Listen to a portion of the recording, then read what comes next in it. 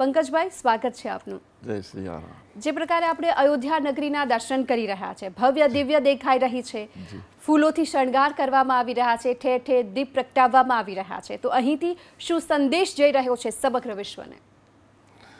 બસ અહીંયાથી સંદેશ તો એ કે પ્રતિષ્ઠા થઈ રહી છે પ્રભુની, અને હમણાં જ મેં પ્રતિષ્ઠાની વ્યાખ્યા કરી કે ભગવાનની પ્રતિષ્ઠા એટલે ભગવાનની ઇજ્જત, ભગવાનના ગુણગાન, ભગવાનની કીર્તિ હૃદય હૃદય સુધી પ્રસ્થાપિત કરવાની પ્રક્રિયા, એનું નામ છે પ્રતિષ્ઠા.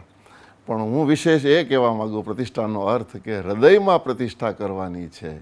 બ્રહ્માંડનો અધિપતિ જ્યારે 500 વર્ષના વિરહ પછી પુનઃ પાછો અયોધ્યામાં પધારી રહ્યા છે પ્રભુ, તો મારા ને તમારા હૃદયમાં જો કે દેખાઈ રહ્યો છે પૂરા વિશ્વમાં, ગામો ગામ, ગલીએ ગલીએ, ઘટ ઘટમાં, અને એ હૃદયમાં એ વિશ્વાસ અને એ શ્રદ્ધા અને એ રામના ગુણ, એ રામની કીર્તિ મારા તમારા હૃદયમાં પ્રસ્થાપિત થાય.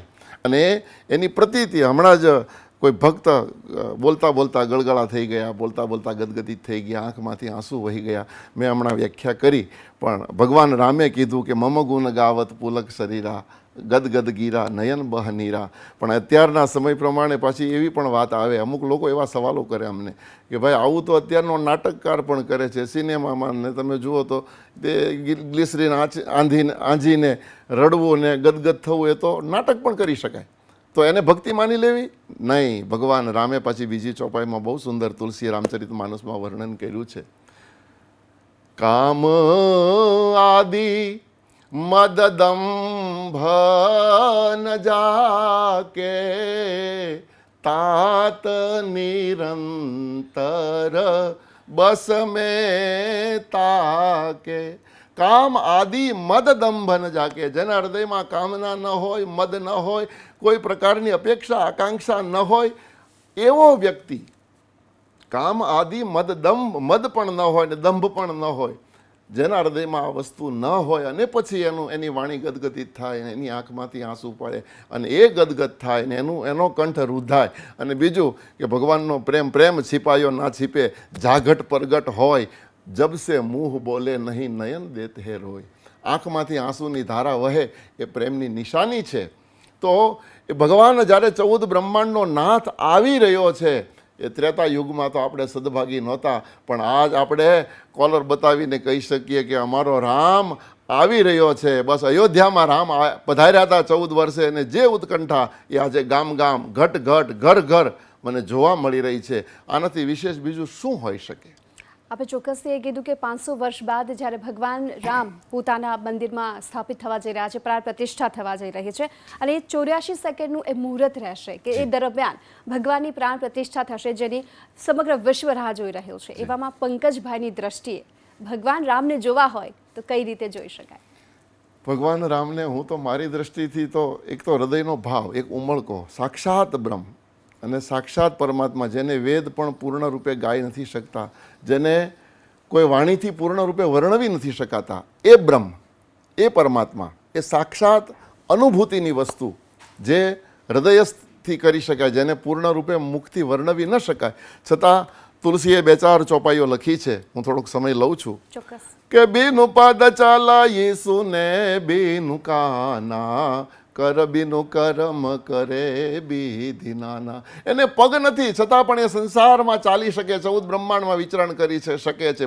બીનું પદ ચલહી સુનહી બીનું કાના, એને કાન નથી છતાં એ ત્યાં બેઠો બેઠો આપણી પણ વાતો સાંભળી રહ્યો છે. અને વિશ્વ આખામાં જ્યાં પણ રામ શબ્દ પોકારાતો હશે, એ ભગવાનના ચોપડે તરત જ લખાતો હશે. એટલા માટે તુલસી લખે છે, એને પગ નથી છતાં ચાલી શકે, એને કાન નથી છતાં એ સાંભળી શકે. હું તો ઘણી વખત કથાઓમાં પણ કહું કે ચીટી કે પદ ઘૂઘર બાજે વો ભી સાહેબ સુનતે હે.